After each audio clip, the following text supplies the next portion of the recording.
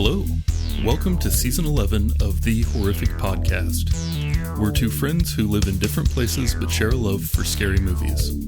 This season, in each episode, we will not both watch the same movie on our own and then record a conversation together about it later. We have 10 previous seasons of doing exactly that, and it's time for something new. This season, each episode will focus on a larger horror topic, trend, or maybe even rumor. We'll speculate about upcoming movies, debate genre definitions, and do our best to apply the perspective of two people who have watched way too many horror movies to different types of horror media. Thanks for coming along for the ride.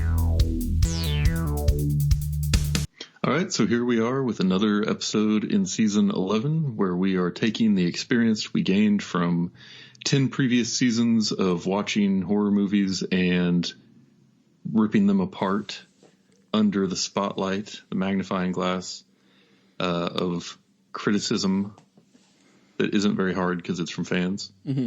But now we're just looking at other stuff. We're taking that lens and the stuff that we've learned and applying it in different ways and changing things up and having conversations and all that. So this week we decided to do our second installment of I Watched, You Watched, which is one where we both watch a movie separately and then come together and tell the other person about it and like interview. Mm-hmm. And last time we picked a movie for ourselves, and this time we picked the movie for the other person, which is probably what we should have done the first time around. So What you're witnessing here in real time is process improvement.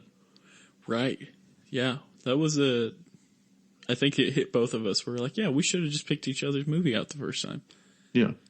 And we'll have to do this at least one more time just to keep us honest, so it's not like, well, you picked me a bad one, so I'm going to get you back. Right.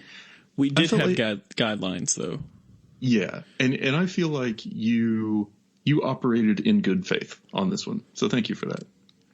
Yeah. I'm not returning that. Okay. I'm just kidding. No, I did like it, though, because, at the end, when we were talking, well, what do we want to do? Right before we hopped off, at the call that we were recording, I was like, but we're not sabotaging each other, right? I want to make that clear.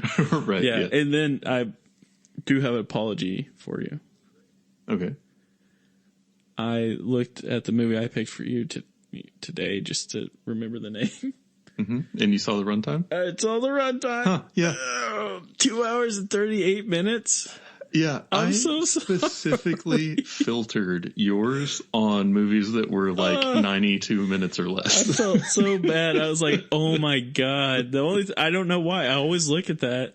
I think I was more so trying to, because the way I picked my movie, to explain to the listeners, is I picked 5 and then I went to IMDb or Rotten Tomatoes and tried to pick the highest rating out of those 5, thinking. Oh, but instead of reviews, you were looking at runtime? Probably. No, this one supposedly had this was the highest one I could find. That we hadn't watched yet. Again, this still all applies to runtime. Yeah. But no, I assumed that was the case, that you had not noticed that. Yeah. But I also, in looking at the description and everything that I could find about it, it seemed very much like I can totally get how he got to this one as the recommendation. And it actually showed up on a lot of the lists of ones that I was looking at for you, even though, so that might be an interesting thing to talk about real quick. The way that I was trying to find a movie for you was best slashers on Netflix. And then I didn't get a lot of great results from that. So then I was looking for most disturbing horror movies on Netflix. And every time I found one that was something I was excited about, for the most part, I would go to look it up to make sure it was still there, and it wasn't. So the one that I ended up sending you was after looking way too long and trying to find the right fit. But then I finally just did best horror movies on Netflix under an hour and a half. Yeah. Yeah, that was a smart move. I'll do better on the next one, but I was I saw it and I was like, oh God, he's going to get me. I feel like next time I should only have to watch a trailer. That's fair. That's fair. Yeah, that's definitely fair. Yeah. In my defense though, this was the longest feeling hour and 28 minute movie I've ever seen in my entire life. I actually stopped early because I was like, I'll just finish it tomorrow because we try to go bed earlier now. And so you were pretty into it, huh? When I started the next day, I still had an hour left. I thought we were almost done. So I was like, oh shit. Dang. Yeah. I was really trying to get one that was more action packed, so I'm sorry it didn't turn No, out it was that way, good. It was good. Yeah. I had a lot of pluses. Do you want to announce it and introduce it, and then I'll do mine? Yeah. So cool. The movie you picked for me was Hellfest. It came out in 2018. I will probably say Hell House LLC a few times during this because I totally did that when I was searching up or looking up things about the movie. It came out 2018. It's on Netflix. It's about a group of, it's about some murders that happen at a haunted house or like a haunted, not carnival, but like a, whatever the entertainment, like a park, like a Six Flags type park. Theme park. It was like a haunted one of those. And just the murders that happens to this group of teens while there. Do you want me to keep going in? No, we can keep it short. Okay. We'll get more into it once we get into scenes and stuff, maybe. Yeah, so the movie that you picked for me was Apostle, which was also from 2018, and it was a Netflix film. It debuted at Fantastic Fest in 2018, and then started streaming on Netflix shortly after that. And a thing that I seem to have noticed with a lot of movies made by streaming services, you know, like a Hulu, like an Amazon original or Hulu Presents or a Netflix film, is budget information is not available. And then if they don't ever go to theater, no box office information is available. Hey. So I have no idea how well this movie did or how much they spent on it, but it seemed fairly like high budget. But the general premise is that it's very old timey, like early 1900s and in England, I think. And there is a brother who is brought in by some friend of the family or family estate manager or something who says that they have received a ransom note for his sister. And it was intended for their dad, who the brothers had some kind of falling out with, but he's old and senile and can't do anything. And so he's tasked the brother basically with going to get the sister back. And the ransom note has come from this like cult that lives on a secluded island. And so he has to infiltrate the cult and try to find his sister and get her out to freedom. Obviously, they don't want to just like give money and hope. They want to, you know, confirm that she's still alive and all of that. And so he goes and he's kind of like undercover, and it's very tense. You know, he's sort of investigating and figuring out what's going on this isolated island and figuring out their traditions. And they know that somebody is out there, that somebody has like joined, but is actually there to try and get her back. But they don't know who it is. So there's like him investigating while them investigating, like trying to figure out who the traitor is and stuff. And then he discovers way more to it than just, you know, people or a leader who's taking advantage of people. There's actually some supernatural stuff going on as well. So that is kind of the general overview of the movie. Yeah, and I specifically... one of the reasons for picking it too is I involved cults, and I knew that you guys have been getting into those, so I was like, maybe they'll like it. Yeah.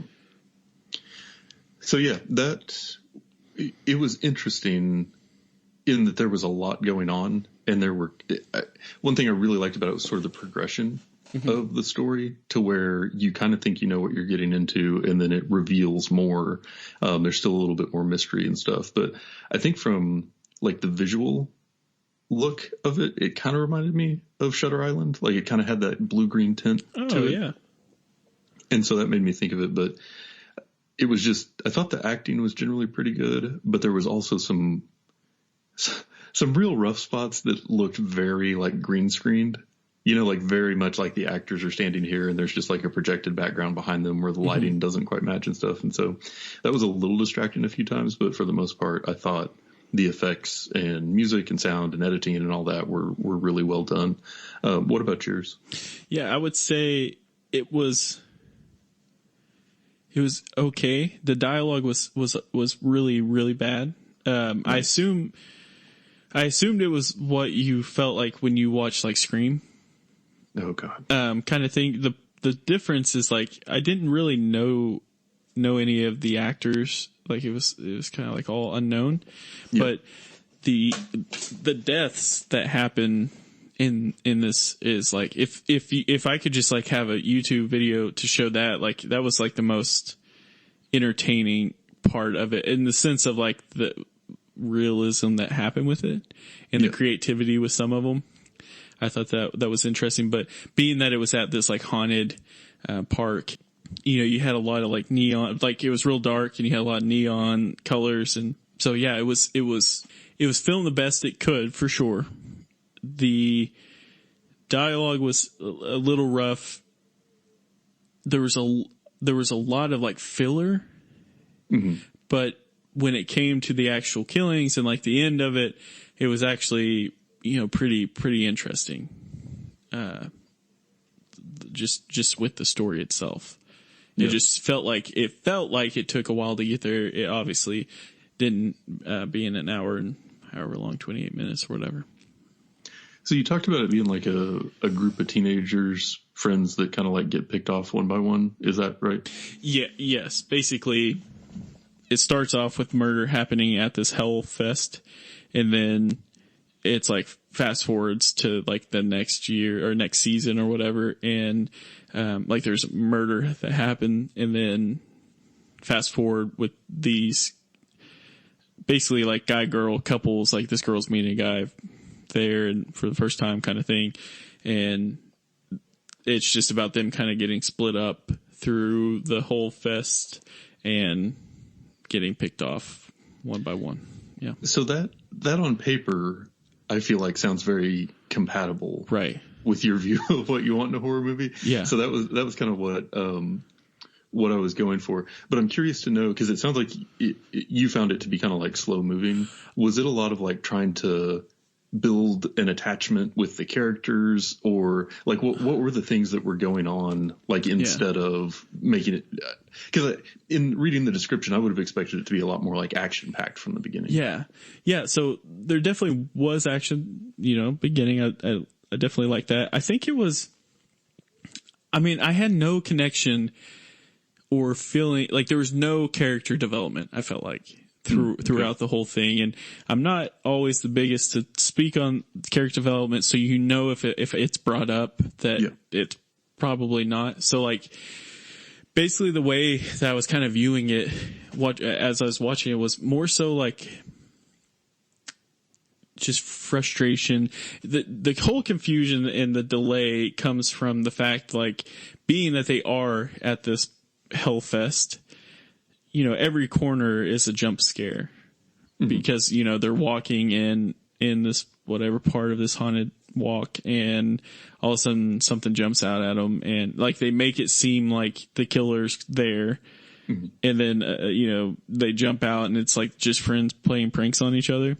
But I felt like that happened like 1,000 times. Yeah. So much so that you're just like, okay, like just hurry up. We know what's happening. Get it over with. But I think it was more so the dialogue that kind of killed it, because it doesn't necessarily bother me that they're unknown actors. Like, it doesn't matter, like, if they're known or not. It just makes it a little bit easier to point out like who's who, just like, so I could say like, hey, Bill Hader did this, or what, you know, whatever the case is. But yeah, it was just,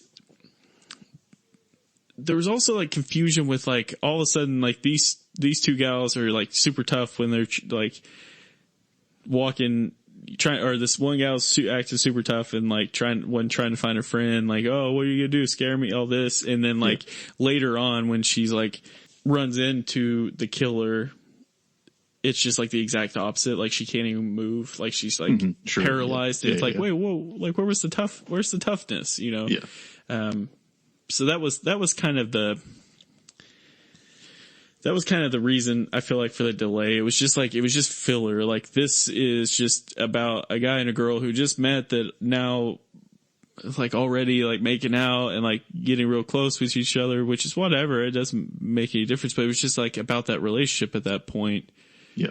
And meanwhile, you have this guy walking around, but the confusion also comes from the guy is dressed exactly or similar to how the workers are dressed, with like a black hoodie with the hood up with a mask on. And like, and they all have similar, like the same masks basically. So like you do have the confusion of like, oh, are there multiple killers? Is it just the one? Yeah. Is it, what's the deal? There's a scene that I actually really liked where it looked like there were multiple killers, and it's like, oh, this just got good. And I realized they just worked for them. Like the scene literally was like super intense for like 5 minutes, and then all of a sudden it was like, oh no, we work here. And then they're like, oh, okay, let's go back to having fun and laughing. You know, we just went through a really traumatic issue, but, yeah. Well, and I feel like one thing with Apostle too that I kind of had trouble with from the beginning was just that from the beginning the whole premise seemed incredibly flawed. Like because the cult lived on their own island. Yeah. And they sent a ransom note, and the ransom note was, bring your money to the island, but if you bring any cops, we'll kill her. So the premise was that they were supposed to go to the island and then give them a bunch of money and then get the girl in return and leave. But then like police can go on boats, and like if you have ransom money after it gets paid to you, you can still get arrested. Right. You know what I mean? Like it just felt very like non thought through. And there was a lot of stuff from a story perspective where I feel like they were just trying to do too much. And I don't know if they had to edit it a lot. Like maybe it was originally even longer and this was like the cut down version and they took out some stuff that would have tied up some loose ends, but it was long. And there were also a couple of storylines that were added that could have been completely taken out and the movie would have been just as effective. Like there was this side story about a young girl and young boy who were kind of in the cult, and eventually like he gets her pregnant and then her dad gets mad about it and stuff. But you could have cut, I mean, at least half an hour of movie time of that storyline and still had it like hit the same result. Yeah. You know, for like the point that it played in the plot. And so when I realized that all of that backstory with them had just been set up for this one turn in the plot, it was like, well, that seems like silly, you know, like, because now I know from watching a lot of movies that at this point they're just now abandoning those two characters from any significance for the rest of it. So like, why are we even here? You know? Yeah. But it definitely had some really good, really intense scenes.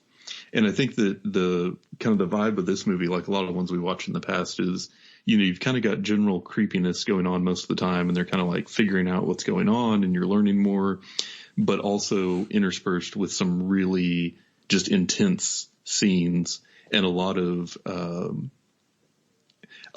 almost a lot of, like a thing that I noticed happened about 3 times in the movie was where, you know, the main character is just about to get caught and he's in a really dangerous situation and he's getting closer and closer and closer to being killed somehow. And then all of a sudden something happens and it's like, oh, okay, he's all right. And I mean, not that there's anything wrong with that because it was all executed super well, but that's like the type of vibe this movie had. Gotcha. Yeah, which is interesting, but at the same time, it's like it does once just seem like filler. What's gonna, I was gonna say though, because like your description of it before, like, you know, the first description, I was thinking like, man, this actually sounds a little interesting. Maybe open like Midsummer vibes or something. But so I did not hate this movie. I would actually recommend it if you've got the time. Like if you're in a situation where you're ready to sit down and just like give a movie 2.5 hours. This is not a bad one to choose. Gotcha. Yeah. So. Yeah, I think. So, but anyway. Well, I was just gonna say with mine, like I was kind of talking about earlier on, was the killings. I think is what kind of helped redeemed it. Like there's one specific scene where a guy gets stabbed in the eye with like either a knife or like a pick or something. Yeah. But it's like a close up of them doing it, and it like shows them doing it. It's like it was gnarly, like super gnarly. I was very surprised by that. There was another killing that happened that they were at this like haunted magic show, and one of the brave gals, part of the crew that is running from this killer, got up there. They're not running at this point, but anyway, gets up to help the magician, and the part of the show was to she had to do like, where are those? The French use them to like cut heads off. I don't remember guillotine. Guillotine. So she had to put her head in this guillotine, and all of a sudden, one of what I would consider the main actress sees who she thinks is the bad guy up on the stage, and like starts freaking out. Like it goes slow mo, and she's running to try to stop, thinking her friend's dead. And it was like that was part of the magic trick. Well, the curtain shut, and the security stopped the girl who was trying to run up there to stop it, but they realize it's fake, and the curtain shut. Well, the magician leaves, and it's the killer and the girl who is tied up at the guillotine. And so like he moves her actual head into the guillotine and like cinches her down, and like she's being real sassy. And then, he lets it loose. Well, it wasn't sharp enough to go through. So like it just like she was still able to get out, like when he was like trying to like see how sharp it was and all that. But then, she ended up, dying later, but, still I thought that was like an interesting kind of take on it. I was like, well, that's pretty good, but they would never have like an actual, blade on something like that in magic tricks. Sure, I wouldn't think, but like in a magic show. Mm-hmm. Yeah. So that was definitely like, just a couple of the deaths were just like, pretty intense. And what I would consider like the final fight was between two gals and this main bad guy. It just took forever, cause like they're going through like, of course they're going through like a haunted house at this point. So that was like the annoying part, because it was like, you guys, no shit. Like he's behind you and you're running, but you're jumping at like every twist and turn because you're in a haunted house. Like that's what it was designed for. Yeah. And you guys ran into a goddamn haunted house when you're trying to hide from people. It just didn't make too much sense. I felt like you could just run towards an exit and get in a car and leave. Well, it's another example of where like a thing was just kind of there as a setup for a bunch of ideas they had for shots, as opposed to actually making sense in terms of the plot. Yeah. And that can get a little over the top and kind of distracting a lot of times. Which unfortunately, being that it was based here, or based there, it was just like that's just what you had for a big chunk of it, Yeah. So you had mentioned something about getting kind of like a Midsummer vibe from mine. Mm-hmm. Question I had for you is, what movie or movies that we've watched previously would you most compare this movie to? I would compare it to the scene in Strangers Pray at Night, to the pool scene, but not as gnarly, but just like that leading up to, where he's hiding in the office and, has the golf club and the Christmas lights. Yeah. With the neon lights that show up on the pool and all that. Like that's the equivalent. So not necessarily a whole film, but the equivalent. It's definitely like a modern teen film that would be like, I Know What You Did Last Summer, if this was in, early 2000s. But that scene is what I kept thinking back. So much so that I was just like, I really want to watch Strangers Pray at Night too. Or nice. Strangers Pray at Night. I really want to watch that because it's, let's get some.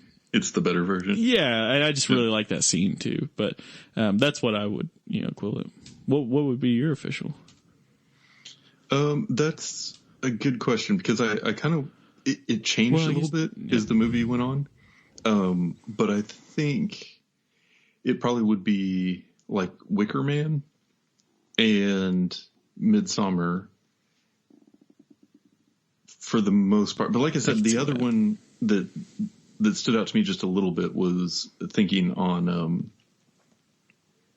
Shutter Island, but that was more just about kind of like the creepy vibe and the visuals more so than anything else. When you were describing like about the bow and stuff, I legit thought about the original Wicker Man. Yeah. Just like that's what I was picturing. And there were some other things in it too that I think kind of borrowed from that visually as well. Like I think it was meant to show that it was inspired by that. Yeah. And I think the thing with the movie, the main complaint is just like when I talk about give a guy with a knife and, make him unstoppable. Like, you have to know that they're there. Like, the scenes where he was like, you knew that he was chasing after him or he was fixing to get him. Those were good. But when you don't know who's who because it's trying to confuse you with like the other workers, it's just like, you're like, well, I don't know if they need to feel like they need to be scared or not right now. Like, that was the kind of confusion. Cause it was like at one of the scenes I was telling you about that was really good was, a ride stopped and the worker like sets, like it goes black and the worker's just setting on the only person that doesn't have someone with them as they're coming through. And she's like petrified because she thinks it's the killer. Well, the next thing you know, her friends are sitting there waiting for her to come out. And next thing you know, another one that looks just like him shows up behind. And then another one shows up, another one shows, like multiple. Yeah. And they're all just standing there real quiet, not doing anything, helping or doing anything. And you're like, oh my God, like I was pumped because I was like, there's multiple, like that's how it's going to happen. But then they all worked for the fest. And so like, it wasn't that at all. If they went that route, man, I would have been so stoked. I was still like amped it up a little bit, but I was missed opportunity. Yeah. I was just like, dang, you guys could have really, really upped it. At least had like 2 of them. Yeah. But don't let me forget to tell you about the ending. Yeah. Well, before we get to endings, did you, or what, it sounds like the way you described it, that this would fall pretty firmly into the slasher subgenre. 100%. Were there any others that it blended in, or was it pretty sold out on that front? Full-blown guns blazing slasher. Cool. Which I respect, and I like the fact that that's, like they set out to make a horror film and a slasher, and that's what they absolutely did. They successfully did that. What would you say yours was? So mine, I was all ready to go all in on like psychological and just say that, the cult thing and you're afraid of the other people and kind of what the main character is finding himself in. But as it went on, it really introduced a lot of paranormal elements that I wasn't expecting.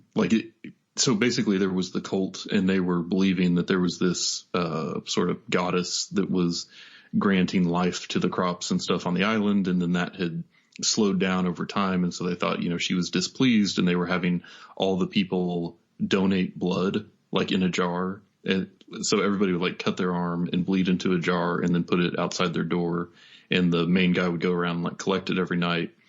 And eventually you find out that he's actually going out into the woods, into this like barn that's built up around this kind of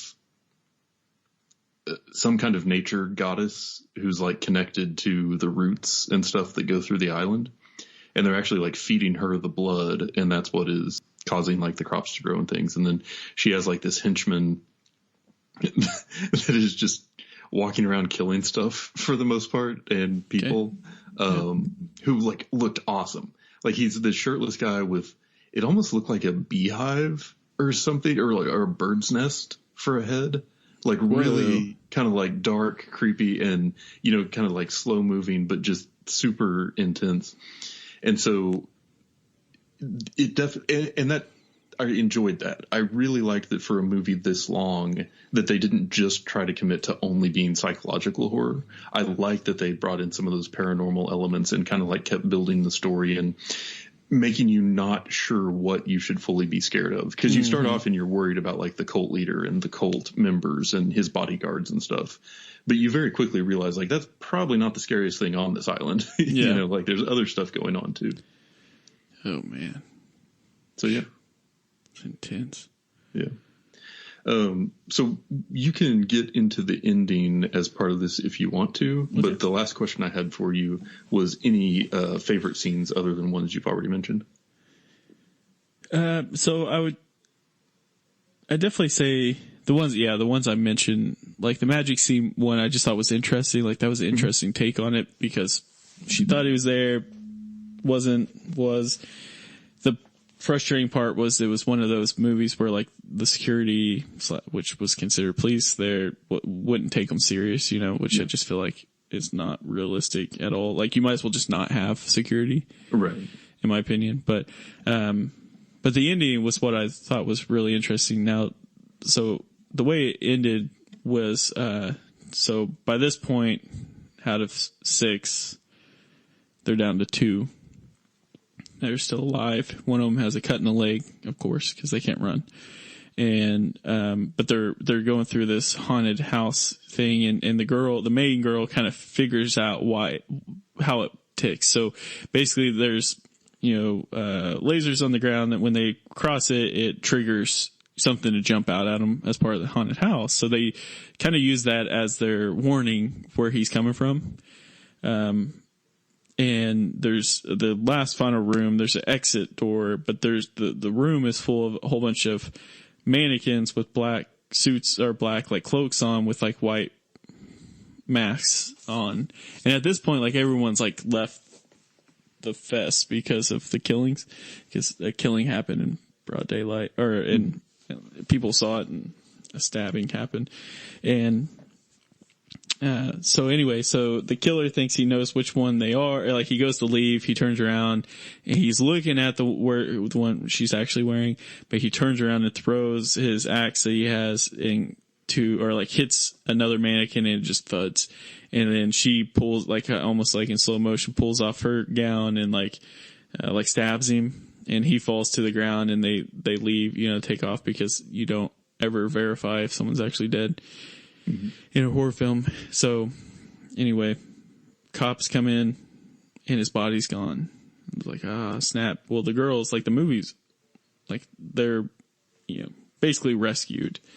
At this point, they're with the police. Well, it shows a minivan driving down the road, pulling into like a relatively nice house, goes out to the garage. In the garage, there's like 6 masks, and one of the masks was the mask that was worn in the first killing. And he has like a picture that the main girl and a guy that he had killed, he has a picture that he puts, it was almost like not an altar, but like a shrine, to his killings, because there's like some rings, some stuff. He puts that down.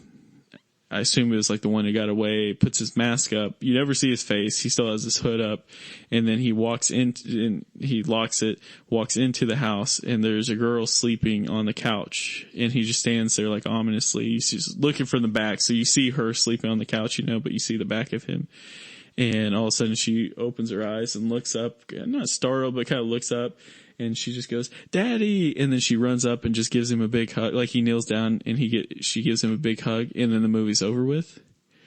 And I thought that was like pretty interesting, because it's like that was kind of showing like this is just like a guy who leads a normal life.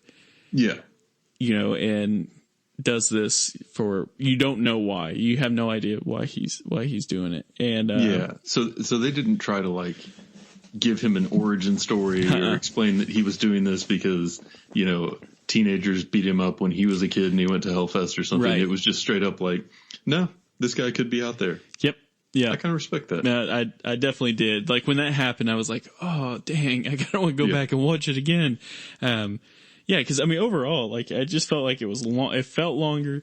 The dialogue was, like, and you would know, like, I'm definitely not a wordsmith, like, at all. Like, I'm not good with words. Everyone knows that. But the one thing, so, like, if I'm telling you, like, the dialogue's pretty rough, then that's it. But you have the dialogue, it was a little rough. It felt like a little longer. Killings were, like, creative, and I appreciate that. And, I guess unknown actors was a little bit difficult. It's almost like when we watch, like, a foreign film. Well, and in this case, when you say unknown actors, I assume you mean not super skilled actors. Yeah. Like that I think is probably the real problem. Like, even if they weren't people that you knew, but they were, talented, I don't think it would be as big of a deal. That's a good point. Yeah. And then, so add all that together. I would say, like, if I were to rate this, I feel like IMDb has it rated right at 5.5. Like, that's like around, like, it could be okay or it could be a little rough, and this is one that would fit. But now that I've explained the rest of mine, what were your favorite scenes? Yeah, like I said, this one definitely had some pretty intense scenes. Like, it did a good job of building the intensity, even though there were some long stretches of not intense parts in between a lot of times. But one that really stood out to me was pretty early on after the brother gets to the island. He has sort of infiltrated and is posing as a member of the cult, like a true believer. And so he's in one of their like bunkhouses, like everybody has their own little room. And he snuck out at night and is kind of like looking around, trying to figure out what's going on and spying on people and stuff. But he's always kind of like right on the edge of being discovered. And so there's like this kind of quiet intensity, and it's just very quiet in as he's sneaking around and trying not to get caught. And so he gets back to his room and he has a key, and then he like cuts his finger on it somehow. Like that part didn't really make sense to me, but it's like very intentional. You see the blood dripping from his finger onto the floorboard, and then he goes on into the room and like locks it quietly behind him.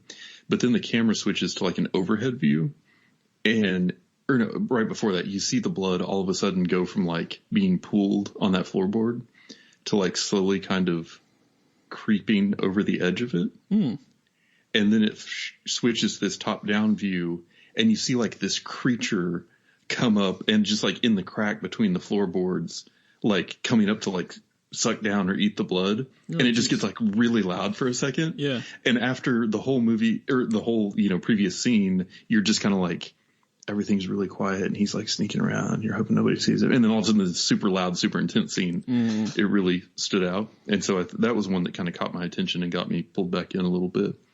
And then the last one I had was towards the end, the brother wakes up and he's been like captured, and he has a bunch of like little meat hooks in him.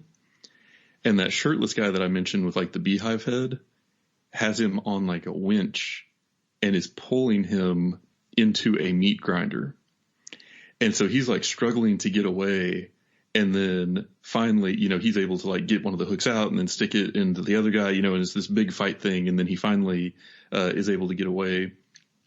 And then he approaches that old woman like in the tree to try and figure out like what's going on. And she just like reaches up and shoves her fingernails into his head. Ooh. And then he sees like her memory of the island and like the people coming there and all this stuff. But just everything about that, from he wakes up and he's in like this torture scene. He fights this crazy guy that you have no background on. You don't know if he's a person, if he's some sort of like spiritual force or whatever. And it's like this really intense fight scene. And then he gets away, and then he goes to like confront this thing that seems to be at the center of all the problems and stuff happening on the island. And then she just like immediately takes control of the situation.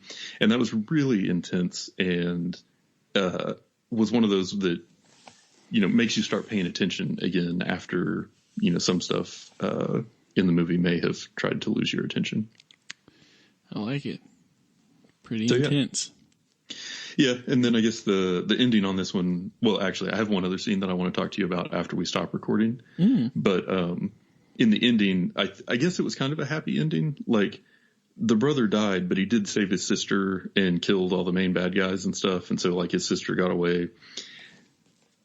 But then he sort of, like, appeared to be becoming, like, the new goddess of the island after he died. Oh. So it's almost like it was setting it up that, they'd gone through all this and they had overthrown the corrupt cult leaders and set free the people that he was there to save. And like, now he's going to die and he's dead. And you're like, okay, cool. It's over. Happy ending, whatever. Except no, now maybe he has become like the next thing, the next creature that's sort of like, yeah. So it kind of left it up in the air on if there would be a follow-up. Like, will there be another movie where he's at the center of the cult? Like, whoever was left over would now be worshiping him or something. But, yeah. So, I guess, they get some creativity points for that. But I also am not in a super huge hurry to watch another movie where I feel like they didn't really introduce a lot of new ideas for it, Yeah. So, I feel you on that. Yeah. So anyway, all in all, and I had several other scenes in my notes that I don't need to go back through, but I thought it was, in general, a pretty good movie. I enjoyed it, and I appreciate you picking a good one. I appreciate you picking a good one. No, I appreciate half of what you picked. I don't appreciate shit from you then. Well, yours, I appreciate an hour and a half of the one you picked. No, listen, okay? listen, I just took it up. I didn't mean to. I'm sorry. It's not your fault, baby. Hey, it's not your fault, boo. Every once in a while I get a little cranky. Yeah. It happens. You're probably just hungry. I am, actually. You know me. And that's it for today's episode. If you've listened this far, then thank you, and we hope you've enjoyed it. We're always looking for new ideas, so if you have any questions, comments, or movie suggestions, please send us an email at thehorrificpod@gmail.com, or feel free to comment on or message our Facebook page. Just search for The Horrific Podcast. Thanks for listening.